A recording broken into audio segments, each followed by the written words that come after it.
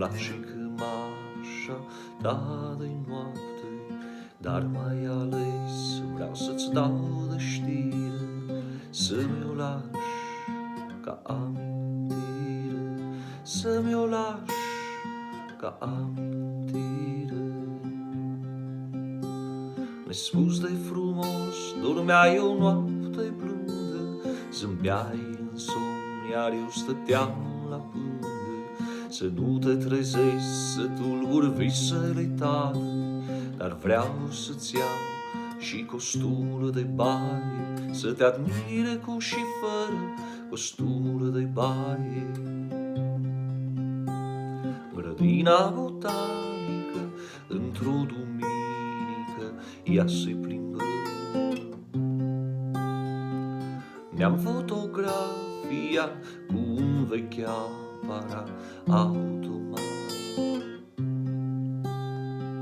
celebru și bun coleg de facultate, spunea că aveai blugii rupți la spate, veneai spre casă când afară plouă, cu troleibuzul 89, blondă și tristă, cum mi-ai plăcut nouă.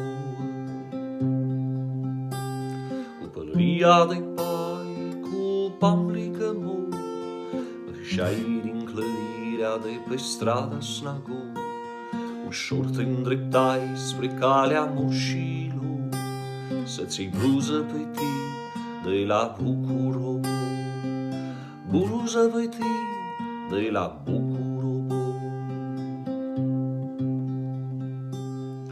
Venind din practică, poșetă galbenă, Iași, în magazin a intrat, fustă și-a cumpărat Maxim Floral. Dragă Miruna, ce rost are să îți iei atâtea lucruri? Cheltuiești o sumă prea mare de bani. De fapt, îți mai amintești ce-ți spuneam în seara aceea, printre șoapte? Îmi place cămașa ta de noapte, dar mai ales vreau să-ți dau de știre, să mi-o lași ca amintire, să mi-o lași ca amintire. Acum mă privește dintr-o poză cu simț, atunci aveai nevi, dar și buze ferbinți.